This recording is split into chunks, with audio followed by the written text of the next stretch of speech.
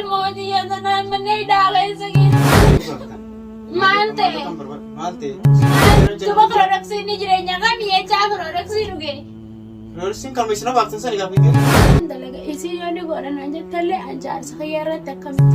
Warahmatullahi wabarakatuh. Jirtu hordoftu tabi kabajamtu takenya. Baga nagaan nuf jiraatani naguma keessanii isinii fawwina.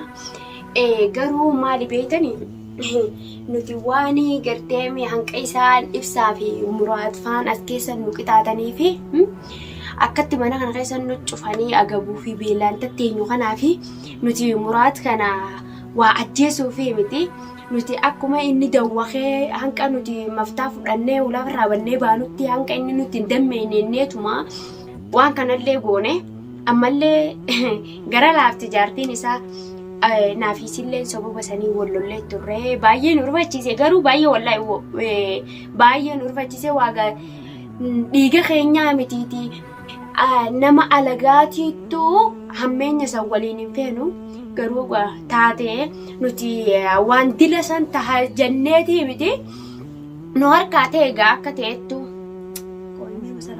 amma sonni jaa inni dhukkuba amma gaa hordoftoota fi kabajamtoota keenyaa nuti waa isa ajjeesuu jaalannee miti namni gisee aare akka aaranii mukan darbanii maymaa isaa keessatti oromoon akka aaranii mukan darbanii waan shiddatan dhabanii baanan sanii aarreetis waa isa ajjeesuu barbaanneetii miti nuti akkuma inni mana beeltinis nu fixxee mana kana keessaa baanuu fi nuti san hunda goone malee waan biraatii miti nuti isa ajjeesuu fi miti wallaahi ammallee deebi viidiyoo san waraabnee chaanaala isaatirratti maxxansuun wallaahi baay'ee takka arkee fi arkuu dhabee hin beekne garuu wallaahi yeroo san keessatti baay'ee nu rufachiise nuti oriinee baafannaanneettillee yaallee yaane garuu akka nuti yaannetti nuuf hin taane yaane rabbi yaaboo du'aayi nu godhe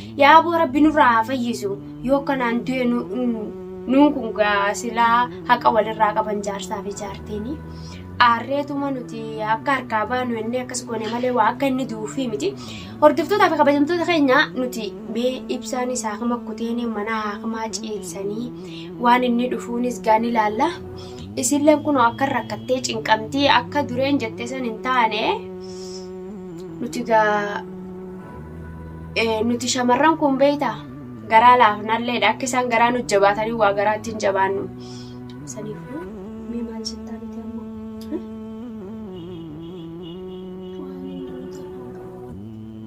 Hai akkam ta'u deemtanii aduun baadiinti yoo tutti anaatu godhe mana anaatu balleesse yaani inni akka ajjeesuu barbaadeetii miti hordoftoota aneesaa yaani akkuma anaarratti akkuma inni gaggabee qulfii irraa fudhadhee telefoona irraa fudhadhee ba'uuf malee mush akka inni du'uun barbaanne maaliif yootee abbaa ilmooti yaade jechuudha maaliif ilmoon tun abbaa malee guddachuun baay'ee ulfaataadha.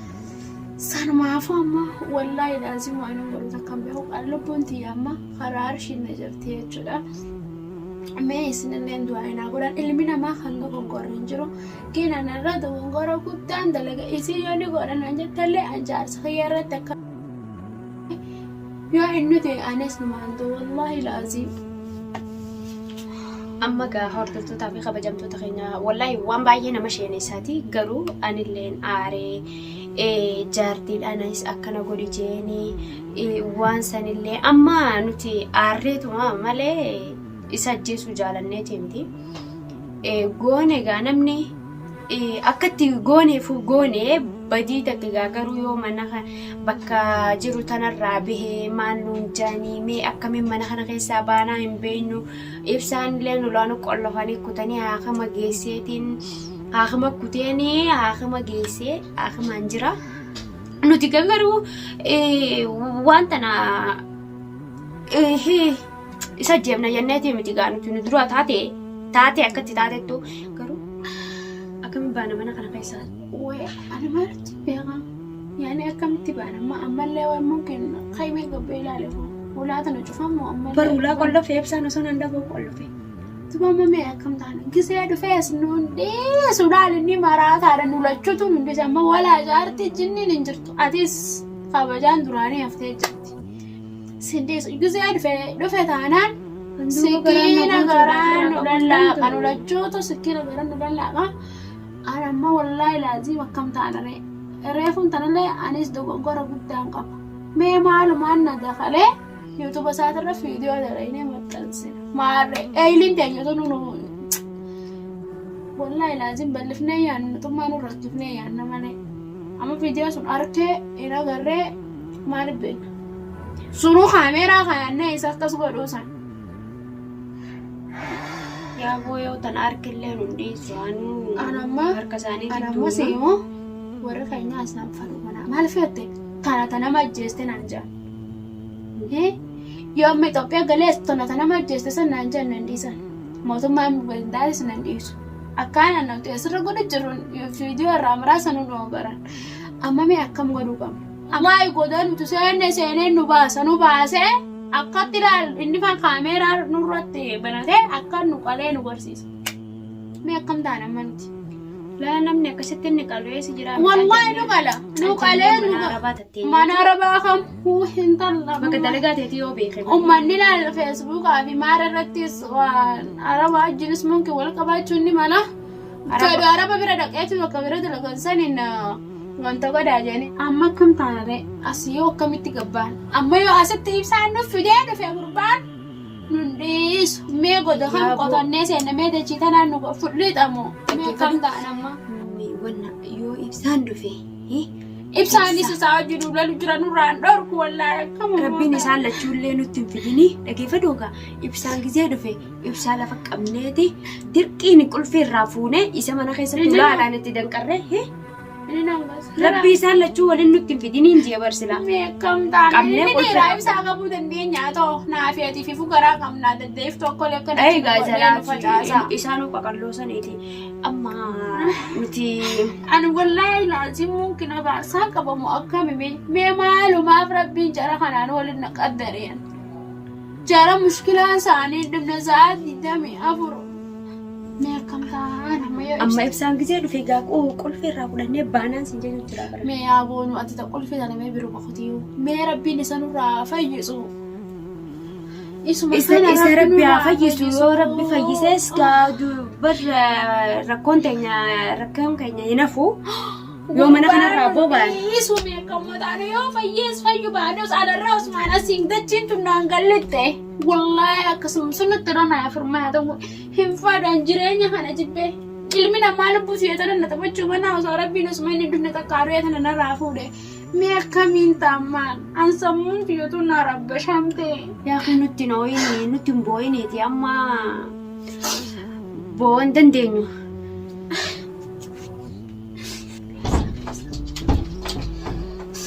Seena.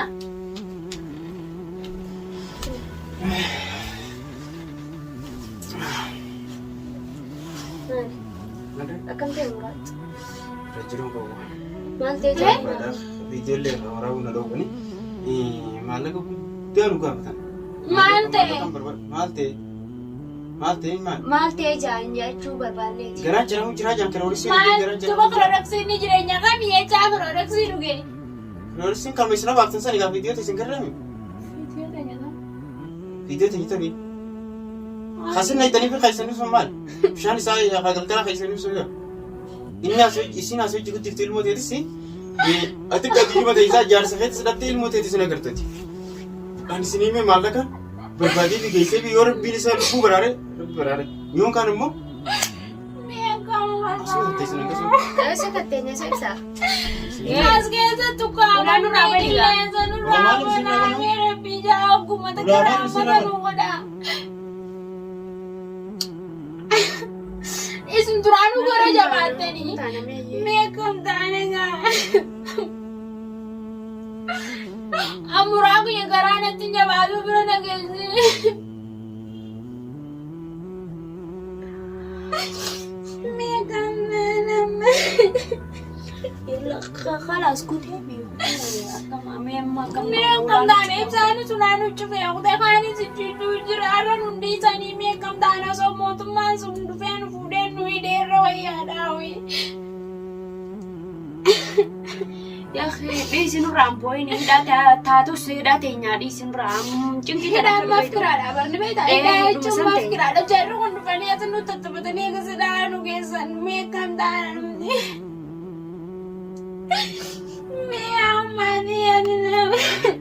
Arab irratti wallee nama nu godhaa jennuuni. Arabni biifunu qola nama jeestan jedhanii meeqamtaana. Addunyaa mata irratti raarraarraara. Kalaas fayyadu bu'aan oliin kalaas gahee dhiisigaa. Iyyaana mana hidhaa sanaa nu geessanii askarii wajjin nama bu'uu sanirra bakkuma kutaba irraa abbaa takka takkaan nyaadhu sannaa wayyaa. Waa ilmooti yaasanaan mana hidhaa keessa keessaan. Midhaan kan akkamittiin ichi qabbana san keessa furaa bulchaa. Mucaa gaafam dhalatu isaa gaafam dhalatu baan ta'a. Gaafatti gisa hidhamne ni baana. Ni baana haftee isaati walleenu. Akkuma kiyyatti guddatu. Daa'ima dubacha keessatti geessinee naafeti bati balleessinee rakkina keenyee ilmoo lanaa dhalattullee rakkina keenyee. Wallaahi haraam rabbiin hundiina. Arraab jiilaa boodee kadaba yadda gaaroma. Adabu maaltu jira? Adabni ganaa ichi dhumataa bara. Naafeti ganaa bara yamanii. Arra jiilaa laa. Ganaa Araba biilarra kufnee gama. Daa'ima dhukkubsatu dura keenyee daa'ima dhukkubsatu.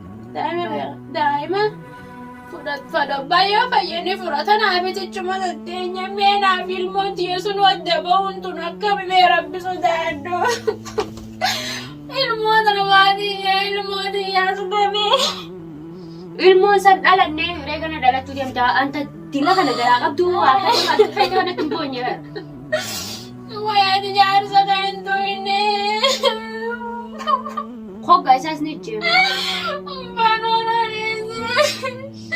Ati jaarsa kan tuyne namsa ujjiraa jirtaanii gurbaa kana sugee mi'eena qaba.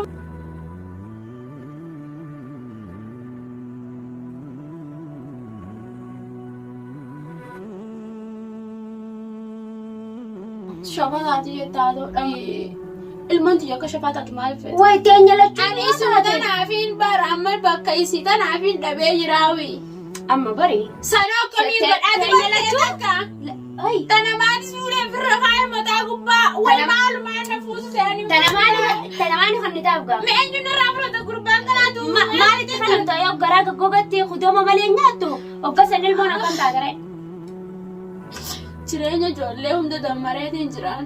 Jireenya keeyyallee hin danda'adha waaniin kuteetiin jira. Ka ilmaanii kana laaqee meeqamiin ta'a. Amma ilmaan rakkoon qabu laaltaan abbaaf deebiftu. Kamtu deebi'ee yoo inni eenyuuf hin deebisa aneessaan keessa. Hinduu gaani fayyaa koloroksii nama ajjeesti nama Onasuu jira siin jeen dhageenyeeti. Hinduu hin jee. Koloroksii nama ajjeefti yoo marimaan cirte maleedha amma. Yoo dhiigaa akkasusun hin agarree munkiin tiruun sagalee isaatu kamtu ganaa kun faayidaa kun qabu ilmaan sanuun guddifatu yoo jiraate